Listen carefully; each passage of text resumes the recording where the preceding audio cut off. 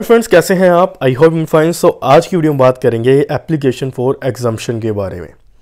Exemption की application का format क्या है, कैसे है, एग्जम्पशन की एप्लीकेशन हम लिखेंगे कैसे, ये सारी बातें आज की वीडियो में मैं आपको बताने वाला हूँ। और ये वीडियो आपके लिए बहुत ज़्यादा इंपॉर्टेंट होने वाली है। अगर एक लॉ स्टूडेंट हैं, अगर आप एक वकील हैं, तो आपके लिए एग्जम्पशन की एप्लीकेशन लिखना एक सबसे जो है आसान और सबसे जो है बेसिक स्टेप है आपके लिए। अगर आपको जो है एग्जम्पशन की एप्लीकेशन नहीं लिखनी आती तो कोर्ट में आप सरवाइव नहीं कर सकते। सबसे पहला स्टेप, जब भी आप प्रैक्टिस करने जाते हो कोर्ट में, तो आपको एग्जम्पशन की एप्लीकेशन लिखनी आनी चाहिए। क्योंकि एग्जम्पशन की एप्लीकेशन तब लिखी जाती है जब आपका कोई बंदा, आपका क्लाइंट जो है कोर्ट में नहीं आ सकता, जिसका केस चल रहा है।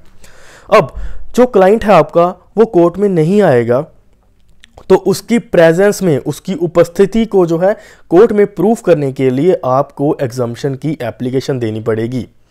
कोर्ट कहती है आपका अगर बंदा नहीं आ रहा, यानी कि आपका कोई अक्यूज पर्सन है जिसने कोई अपराध करा है, वो कोर्ट में नहीं आएगा, उसकी जगह पर आप जो है उस अक्यूज के बिहाफ पे एक एप्लीकेशन जो है आपको देनी पड़ेगी कि क्या कारण है उसका कि वो जो है कोर्ट में नहीं आ रहा आज। ठीक है। सो कई कारण हो सकते हैं, जैसे कि जो अपराधी है, जो क्यूज है, जो आपका क्लाइंट है, उसको जो है वो बीमार है, या उसकी माता बीमार है, या उसके घर में किसी की डेथ हो गई है, या फिर उसको अर्जेंट काम पड़ गया है। वो सारा मेंशन जो है आपको एग्जम्पशन की एप्लीकेशन में लिखना पड़ेगा। दूसरी बात, अगर आप एग्जम्पशन की एप्लीकेशन नहीं देते हो और आपका अक्यूज, आपका क्लाइंट जो है वो कोर्ट में उपस्थित नहीं होता, इस केस में उसकी बेल भी रिजेक्ट हो सकती है और उसके अरेस्ट वारंट भी निकल सकते हैं। सो ये बात ध्यान में ज़रूर रखना है। जब भी आपका क्लाइंट जो है वो आपको कहे कि वो आज कोर्ट में नहीं आ सकता किसी कारणवश से, कि वो बीमार है, वो कहीं जा रहा है, तब आपको करना क्या है, उसके बिहाफ पे जो है आपको एग्जम्पशन की एप्लीकेशन कोर्ट में मूव ज़रूर करनी है, ताकि उसकी बेल रिजेक्ट ना हो जाए। ओके। सो बेल जो एग्जम्पशन की एप्लीकेशन लिखेंगे कैसे, क्या है फॉर्मेट, आज की वीडियो में डिटेल बात करेंगे। सबसे पहले दोस्तों, जो आज की वीडियो है इसमें बात करने वाला हूं मैं कि कोई अक्यूज पर्सन है, उसके घर में किसी रिलेटिव की डेथ हो गई है, वो इसीलिए नहीं आ सकता। तो इस तरह की एप्लीकेशन को आप कैसे प्रेजेंट करोगे कोर्ट में, उसका फॉर्मेट क्या रहेगा, कैसे आपने लिखनी है, कौन कौन सी चीज़ों का ध्यान रखना है। सबसे पहले दोस्तों सबसे ऊपर आ जाएगा इन द कोर्ट ऑफ, जिस भी कोर्ट में आपके क्यूज का, आपके क्लाइंट का केस चल रहा है, उस कोर्ट का नाम आ जाएगा in the honourable court of Shri Munish Garg, JMIC Jalandhar. जैसे कि ये आ गया जज का नाम और JMIC उनकी पोजीशन। आगे आपने लिखना है किसके बिहाफ पे जो है आप जो है कोर्ट में एग्जम्पशन की एप्लीकेशन दे रहे हो, उस अक्यूज पर्सन का नाम जिसके नाम पे वो केस चल रहा है। जैसे कि यहाँ पे सुमित है, वो अक्यूज पर्सन है, वो हमारा क्लाइंट है मान लीजिए। तो Sumit versus state of Punjab के केस में हमने एप्लीकेशन जो है वो मूव करनी है कि सुमित जो है वो कोर्ट में नहीं आ पाएगा। अब जो है आपने उस केस का FIR नंबर भी लिखना है और पुलिस स्टेशन डिवीज़न नंबर भी लिखना है और कौन से सेक्शन में है वो भी लिखना है। सबसे पहले आप लिखोगे FIR नंबर कि सुमित के ऊपर कौन सी FIR लगी है और FIR होने का तारीख क्या थी और किस सेक्शन के अंदर, किस धारा के अंदर उसको जो है उसके ऊपर केस चल रहा है, और कौन सा पुलिस स्टेशन उसको डील कर रहा था, और जो है प्लेस लिखेंगे कि किस प्लेस पे जो है FIR जो है हुई थी। अब आगे मेन कंटेंट जो है यहाँ से शुरू होता है।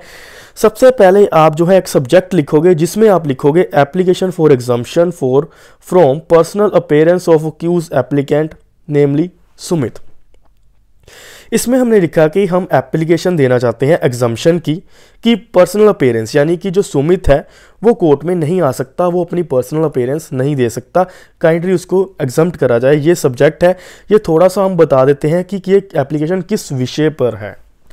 सो ये लाइन जो है आपने याद कर लेनी है। ये लाइन सारे ही केसेस में जो होगी, आपके जितने भी केसेस होंगे जहाँ पे एग्जम्पशन देनी है, ये सारी की सारी लाइन सेम रहेगी। बस जो है यहाँ पे सुमित लिखा हुआ है ये चेंज हो जाएगा, यहाँ पे आपके क्लाइंट का जो है वो नेम आ जाएगा जिसके ऊपर केस चल रहा है। मैं यहाँ पे भी बता देता हूँ, जैसे कि यहाँ पे हमने देखा था सुमित। सो जो यहाँ पे व्यक्ति होगा सुमित, जैसे कि यहाँ पे है, सो उसी का नेम ही यहाँ पे आएगा जिसके बिहाफ पे हमने जो है एग्जम्पशन की एप्लीकेशन मूव करनी है। सो दोस्तों एक और बात है कि मान लीजिए किसी केस में जो है वो दो क्यूज हैं, 1 और 2, दो क्यूज हैं। यहाँ पे सुमित भी है और मोहित भी है। सुमित और मोहित ये दो व्यक्ति हैं। क्या हम दोनों की एग्जम्पशन जो है सेम देनी पड़ेगी या फिर हमें सुमित की अलग और मोहित की अलग देनी पड़ेगी?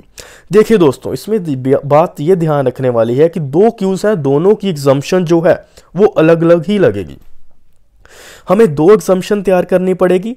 एक में लिखना पड़ेगा हमें यहाँ पे सुमित, दूसरे में लिखना पड़ेगा हमें यहाँ पे मोहित। ओके, ये बात ध्यान रखना अगर जहां पे दो क्यूज आ जाएं। सो अगला हमने पॉइंट लिखना है, it is respectfully submitted as under, यानी कि हम जो है रिस्पेक्टफुली हम अपनी बात रख रहे हैं जो कि नीचे पॉइंट्स में बताई गई हैं। सबसे पहली पॉइंट है that, that the above titled case is pending before the honourable court and today is fixed for prosecution evidence. ठीक है, जो कि ऊपर मैंने Sumit versus state of Punjab बताया गया था, ये हमारी कोर्ट में पेंडिंग पड़ा हुआ है और इसको आज की तारीख पर रखा गया है। आज की तारीख पर फिक्स फॉर टुडे लिखा हुआ है, आज की तारीख पर इसको रखा गया है। ये सबसे पहली लाइन हम इसीलिए लिखते हैं क्योंकि कोर्ट को ये बताना होता है कि जो ऊपर दिया गया जो भी टाइटल है उसकी तारीख आज ही है और हम जो है आज ही एग्जम्पशन जो है इसके बिहाफ पे जो है हम कोर्ट में प्रेजेंट कर रहे हैं। इसलिए जो है फर्स्ट पॉइंट सेम रहेगा हर एक केस में, चाहे जौन सा मर्जी केस हो, एग्जम्पशन हो, वो हम जो है फर्स्ट पॉइंट सेम लिखेंगे हर एक केस में। सेकंड बात आ जाती है that the close relative of accused applicant has died yesterday night and he had to gone out of station for attending cremation ceremony. यानी कि सेकंड पॉइंट में हम लिखेंगे रीजन, क्या रीजन है कि उस व्यक्ति का कि वो क्यों नहीं आ सकता।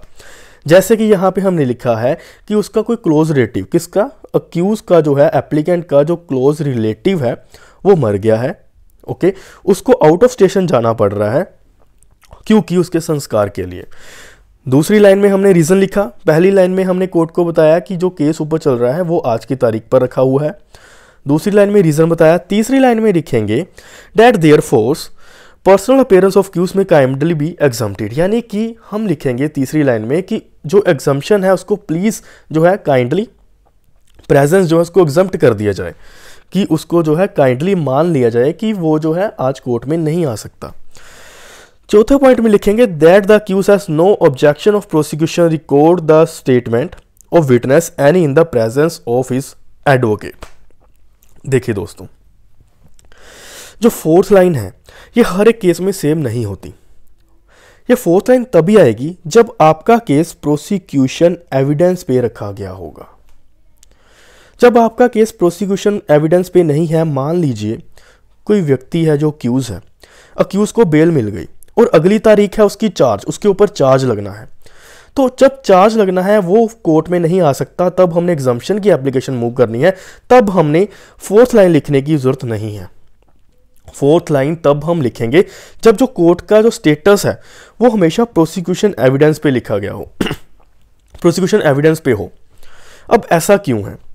देखिए दोस्तों, आप सभी को पता होगा जब भी कोई एविडेंस होता है, जब भी कोई प्रोसिक्यूशन एविडेंस होता है, जब भी किसी भी जो है विक्टिम का जिसने हमारे ऊपर कंप्लेंट करी होती है, जब भी उसका कोई एविडेंस लिया जाता है तो हमेशा ये जो क्यूज होता है जिसके ऊपर आरोप लगा है उसका ये राइट बनता है कि वो कोर्ट में रहे जब उसके खिलाफ कोई एविडेंस दिया जा रहा है। अब मान लीजिए अक्यूज कहता है कि मैं कोर्ट में नहीं आ रहा, ठीक है, आज मैं एग्जम्पशन ले रहा हूं, तो कोर्ट का प्रोसेस तो रुक गया, क्योंकि कोर्ट क्या कहती है, कोर्ट कहती है जब भी कोई प्रोसिक्यूशन एविडेंस होगा वो अक्यूज की प्रेजेंस में होगा। अब अक्यूज तो एग्जम्पशन ले रहा है, तो आगे प्रोसेस कैसे चलेगा? इसीलिए हमें जो है फोर्थ लाइन लिखना ज़रूरी होता है कि मैं आज नहीं आ रहा, ठीक है, मैंने एज एग्जम्पशन चाहिए, मुझे काइंडली मेरी एग्जम्पशन को मान लिया जाए, मेरा ये कारण है।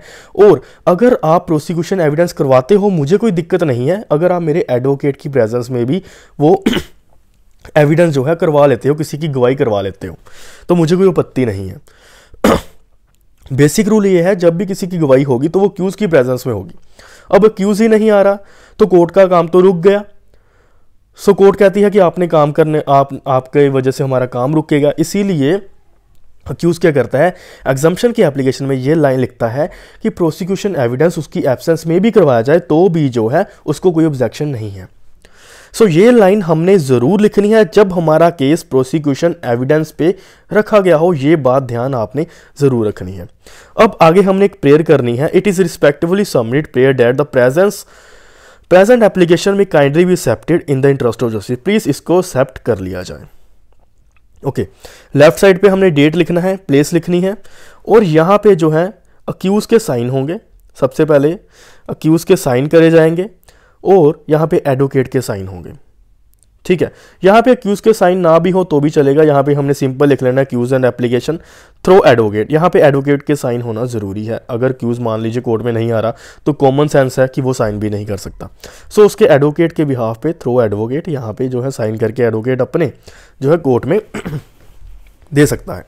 यहाँ पे क्यूज़ एप्लीकेशन इसलिए लिखना जरूरी है क्योंकि जो है ये क्यूज़ और एप्लीकेंट के बिहाफ पे एप्लीकेशन जा रही है, इसीलिए यहाँ पे अक्यूज़ एप्लीकेंट लिखना ज़रूरी है। यहाँ पे केवल थ्रो एडवोकेट नहीं लिख सकते क्योंकि यहाँ पे प्रे कौन कर रहा है, यहाँ पे प्रे अक्यूज़ कर रहा है क्योंकि अक्यूज़ का केस चल रहा है, तो उसके बिहाफ पे एप्लीकेशन जाएगी। सो दोस्तों एक बार रिवाइज कर लेते हैं। सबसे पहले ऊपर कोर्ट का टाइटल आ जाएगा, कोर्ट के टाइटल के बाद केस का नाम आ जाएगा, केस के नाम के बाद यहाँ पे केस की डिटेल आ जाएगी, एफआईआर नंबर वगैरह। सो उसके बाद सब्जेक्ट आ जाएगा कि हमने कौन सी एप्लीकेशन दे रहे हैं, जैसे कि एप्लीकेशन फॉर एग्जम्पशन दे रहे हैं। उसके बाद हम लिखेंगे कि हम जो है अपनी बातें जो है आपके सामने रख रहे हैं, कौन सी बातें, उसको पॉइंट्स में डिस्कस करेंगे। हमेशा बात ध्यान में रखना कि हमने पॉइंट्स बनाने हैं, और जब भी हमने स्टार्टिंग करनी है किसी पॉइंट की तो डेट से करनी है, ये भी बात जो है आप ध्यान रखना। सो दोस्तों सबसे पहला पॉइंट में क्या लिखेंगे, सबसे पहला पॉइंट में लिखेंगे जो ऊपरला केस चल रहा है वो आपकी कोर्ट में रखा गया है और उसको आज की तारीख मिली है। दूसरे में उसका रीज़न बता देंगे, जैसे कि हमने यहाँ पे बताया कि एप्लीकेंट जो है उसकी क्लोज रिलेटिव की डेथ हो गई है तो उसने आउट ऑफ स्टेशन जाना है। तीसरी लाइन में लिखेंगे कि वो अपनी प्रेजेंस नहीं दे सकता इस वजह से, जो कि मैंने ऊपर बताई है। ओके, और उसको काइंडली भी एग्जम्प्ट कर दिया जाए मेरी एप्लीकेशन को, मेरी मतलब कि मेरी प्रेजेंस को, सॉरी। और फोर्थ लाइन हम इसी लिखते हैं क्योंकि जब भी कोई प्रोसिक्यूशन एविडेंस की स्टेज पे हमारा केस होता है तो हमें फोर्थ लाइन इसीलिए लिखना जरूरी है क्योंकि अक्यूज़ की एब्सेंस में अगर कोई गवाही होती है तो अक्यूज़ को कोई आपत्ति नहीं है कि उसकी एब्सेंस में कोई गवाही हो रही है। बेसिक रूल ये है कि अक्यूज़ की प्रेजेंस में ही गवाही होगी। ठीक है, सो लास्ट लाइन जो है हमने सेम लिखनी है हर एक एग्जम्पशन में, ये वाली it is effectively prayed that, इसको आप याद कर लीजिए। सो यहाँ पे डेट है, यहाँ पे प्लेस है, और यहाँ पे अक्यूज़ एप्लीकेशन इसीलिए लिखते हैं क्योंकि ये अक्यूज़ और एप्लीकेशन के बिहाफ एप्लीकेंट के बिहाफ पे ये एप्लीकेशन जा रही है। और यहाँ पे थ्रो एडवोकेट क्योंकि एडवोकेट देंगे, ऑब्वियस है कि अक्यूज़ जो है प्रेजेंस नहीं हो पाएगा। सो दोस्तों ये जो एप्लीकेशन है ये मैंने आपको बता दिया इसका फॉर्मेट क्या रहेगा। और इसके अलावा जो है एक और बात आपको शेयर करनी है मैंने कि आप इसका फॉर्मेट जो है अपनी वर्ड फाइल में, जैसे कि जब भी आप टाइप करवाने जाते हो टाइपिस्ट से तो वो आपसे टाइप करने के लिए उसके पास एक फॉर्मेट पड़ा होता है, वो बस नेम चेंज करता है, ये सारे नेम चेंज करता है, तो वो सारा का सारा जो है नेम चेंज करके वो प्रिंट आउट निकलवा लेता है, प्रिंट आउट आपको निकाल के दे देता है और आपसे पैसे ले लेता है। देखिए दोस्तों मैं आपको ये सारा का सारा फॉर्मेट, ये जितना भी फॉर्मेट है इसका, ये इसकी वर्ड फाइल का लिंक जो है डिस्क्रिप्शन बॉक्स में दे रहा हूँ ताकि आपको आसानी हो जाए कि आप जब भी इसको फाइल को डाउनलोड करो वर्ड फाइल को, बस आप नाम चेंज करो और अपने केसेस में जो है आप आसानी से एग्जम्पशन की एप्लीकेशन दे दो। बस नाम चेंज करके, केस का नंबर चेंज करके और ऊपर जज का नेम चेंज करके आप सीधी की सीधी ये एप्लीकेशन प्रिंट करो और आप कोर्ट में दे दो। इसकी वर्ड फाइल आपको जो है नीचे डिस्क्रिप्शन बॉक्स में मिल जाएगी, वहाँ से जाकर आप इसको डाउनलोड कर लीजिएगा और बस उसमें नाम चेंजेस करके आप इसको प्रिंट आउट निकलवा लें और आपकी एग्जम्पशन की एप्लीकेशन तैयार है। और छोटी सी जो है इसकी कॉस्ट मैंने रखी है, सो आप प्लीज़ सपोर्ट जरूर करिएगा ताकि मैं ऐसी और वीडियोस आगे से लेकर आता रहूं। अगर आप हमें सपोर्ट करोगे, मुझे सपोर्ट करोगे तो मुझे और मैं और मोटिवेट होऊंगा और ऐसी वीडियोस, ऐसे फॉर्मेट्स आपके लिए लाता रहूँगा। अगर आपको कोई भी डाउट है इससे रिलेटेड सो प्लीज़ मुझे ज़रूर बताइएगा कमेंट बॉक्स में, उसके ऊपर वीडियो ज़रूर लेकर आऊँगा। और अगर ये वीडियो अच्छी लगी हो, इस वीडियो को लाइक करते हैं, दोस्तों के साथ शेयर करिएगा, और नीचे जो डिस्क्रिप्शन बॉक्स में लिंक है डाउनलोड करने का, जिसकी कि छोटी सी अमाउंट मैंने रखी है, क्योंकि मैंने जैसे आपके लिए मेहनत कर रहा हूँ, सो इसके लिए छोटा सा आपका कंट्रीब्यूट चाहिए। तो नीचे डिस्क्रिप्शन बॉक्स में वो आप लिंक पे जाकर उसको जो है फॉर्मेट को डाउनलोड कर सकते हो, और सिर्फ नेम चेंज कर आप जो है अपनी केसेस में कोर्ट में एप्लीकेशन जो है वो आसानी से दे सकते हो। सो वीडियो अच्छी लगी हो लाइक कर दें और चैनल को सब्सक्राइब कर दें अगर नहीं करा अभी तक। मिलते हैं